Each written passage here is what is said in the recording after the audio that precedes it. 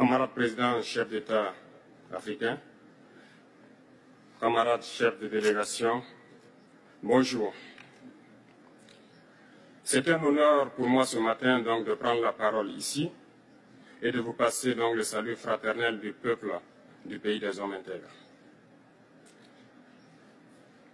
C'est aussi le lieu pour moi, avant tout propos, de rendre grâce à Dieu, Dieu Tout-Puissant qui nous a permis de nous réunir ici ce matin en bonne santé pour parler de l'avenir et du bien-être donc de nos peuples. Je m'en vais m'excuser auprès des anciens que je pourrais vexer dans mes propos à venir. Africanité oblige, les droits d'aînesse, je me dois de m'excuser. Camarades, j'ai quelques questions donc de ma génération, mille et une questions qu'on se pose. Mais nous n'avons pas de réponse.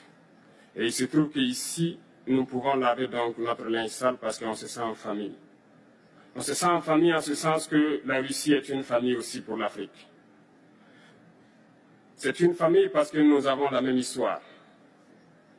La Russie a consenti d'énormes sacrifices pour libérer le monde du nazisme pendant la Seconde Guerre mondiale.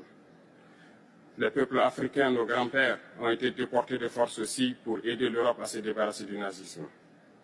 Nous partageons la même histoire en ce sens que nous sommes les peuples oubliés du monde. Qu'ils soient dans les livres d'histoire, dans les documentaires ou films, on tend donc à balayer le rôle prépondérant qu'a joué la Russie et de l'Afrique dans cette lutte contre le nazisme.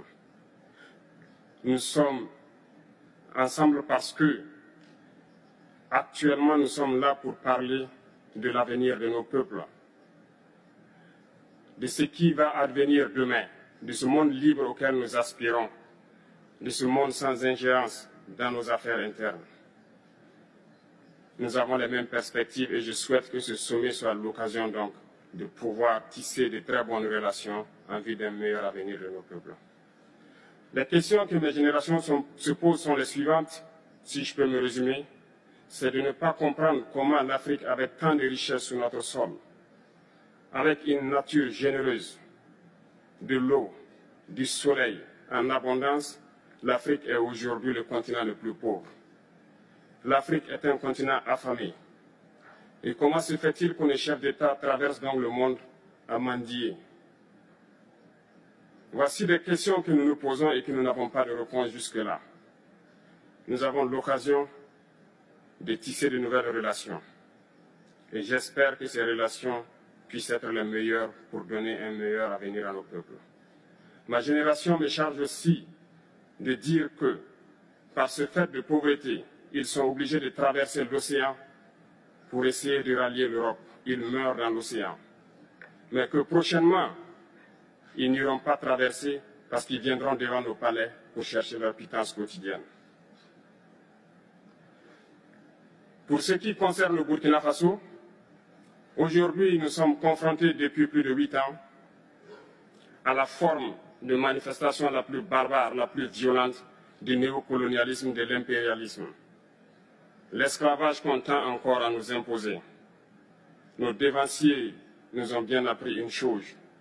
L'esclave qui n'est pas capable d'assumer sa révolte ne mérite pas que l'on s'apitoie sur son sort. Nous ne nous apitoyons pas sur nos sorts, on ne demande pas que quelqu'un s'apitoie sur notre sort. Le peuple burkinabé a décidé de lutter contre le terrorisme en mesure de relancer son développement. Dans cette lutte, des vaillants peuples, des vaillantes populations se sont engagées à prendre les armes face au terrorisme, ceux que nous avons affectueusement appelés les VDP, des volontaires. Nous sommes surpris de voir les impérialistes traiter ces VDP de milices et de tout type. C'est décevant, parce qu'en Europe, lorsque des peuples prennent les armes pour défendre leur patrie, on les traite de patriotes. Nos grands-pères ont été déportés pour sauver l'Europe. Ce n'était pas avec leur consentement, contre leur gré. Et bien au retour, on se rappelle bien qu'à Tiaroy, lorsqu'ils ont voulu revendiquer leurs droits élémentaires, ils ont été massacrés. Cela ne fait rien donc. Lorsque nous, peuple, nous décidons de nous défendre, on nous traite de milices. Mais là n'est pas le problème. Ce qui est le problème, c'est de voir des chefs d'État africains qui n'apportent rien à ces peuples qui se battent, mais qui chantent la même chose que les impérialistes en nous traitant de milices, en nous traitant donc d'hommes qui ne respectent pas les droits de l'homme. De quels droits de l'homme parle-t-on? Nous nous offusquons contre cela et c'est honteux. Il faut que nous, chefs d'État africains, nous arrêtons de nous comporter donc en marionnettes qui dansent à chaque fois que les impérialistes tirent sur les ficelles. Hier, le président Vladimir Poutine a annoncé donc l'envoi des céréales en Afrique. Nous sommes bien contents. Nous lui disons merci pour cela. Mais aussi, c'est un message passé à nous, chefs d'État africains, parce qu'au prochain forum, nous ne devrons pas venir ici sans avoir assuré, pour ceux qui ne connaissent pas la guerre, l'autosuffisance alimentaire de nos peuples. Nous devons prendre l'expérience de ceux qui ont pu déjà atteindre cela en Afrique, tisser de bonnes relations ici et tisser de meilleures relations avec la Fédération de Russie pour pouvoir assouvir les besoins de nos populations. Je ne serai pas peut-être long, le temps imparti est très court. Nous sommes obligés de nous arrêter à un moment donné. Mais je voudrais terminer en disant que nous devons donc rendre hommage à nos peuples qui se battent. Gloire à nos peuples, dignité à nos peuples, victoire à nos peuples. La patrie ou la mort, nous vaincrons. Merci, camarades.